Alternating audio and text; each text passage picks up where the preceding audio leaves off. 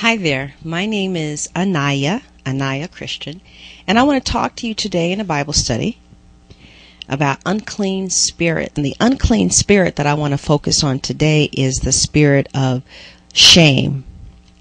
Now, this spirit is a spirit inside of some people, and when it thinks its thoughts using our mind, this is a spirit that will make a person feel defective, flawed, not good enough, wrong, bad.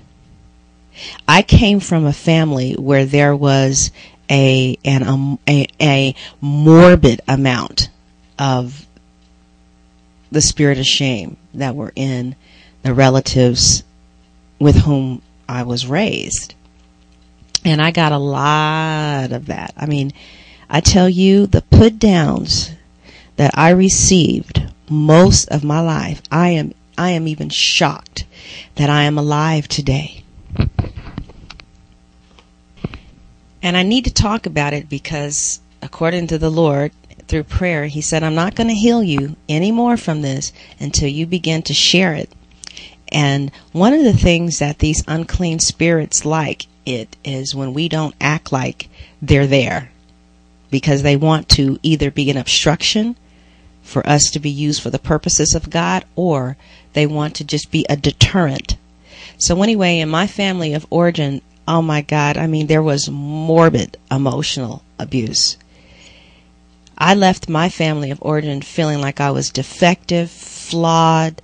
I felt hated most of my life. I felt so bad that I didn't even feel like I deserved to live, that I didn't even deserve to be here. And I remember very distinctively when the transference of their unclean spirits began to come into my body.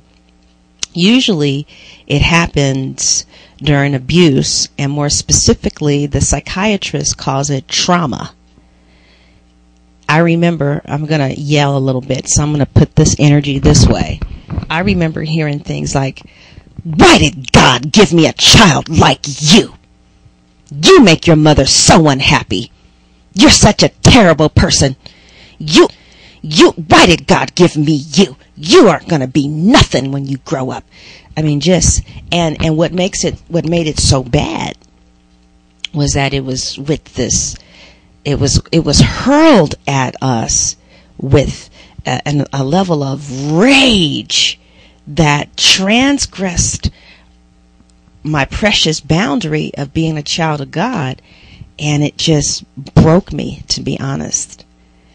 And I just began to take their spirits in and let it come inside of me, and I thought that was who I was until I began to start reading the Word of God. So I want to tell you what really began to help me in this area. It was Mark 9, and one of the multitude answered and said, Master, I have brought unto thee my son, which has a dumb spirit. And wheresoever he taketh him, he teareth him, and he foameth and gnasheth with his teeth, and pineth away. And I spake to thy disciples that they should cast him out, and they could not. Verse 19, Jesus, he answereth him, and said, O faithless generation, how long shall I be with you? How long shall I suffer with you? Bring him unto me. And they brought him unto him, and when he saw him, straightway the spirit tare him, and he fell on the ground and wallowed foaming. And he asked his father, How long is it ago since this came unto him? And he said, Of a child. Now, I personally believe that unclean spirits that come inside people, again, remember, I have the gift of discerning spirits.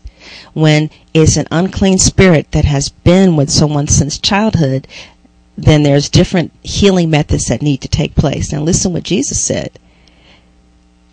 Jesus said to him, this is verse 23, if thou can believe, all things are possible. And straightway the father of the child cried out and said with tears, Lord, I believe, help my unbelief. Verse 25, when Jesus saw that the people came running together, he rebuked the foul spirit, saying unto him, Thou dumb and deaf spirit, I charge thee, come out of him, and enter him no more. And the spirit cried and rent him sore, and came out of him. And he was as one dead, insomuch that many said, He's dead. But Jesus took him by the hand, lifted him up, and he arose. But now check this out. This is what I've been waiting for. And when he was come into the house, his disciples asked him privately, Why could we not cast him out? And he said unto them, This kind. What kind? I believe it's the kind that came in from since he was a child.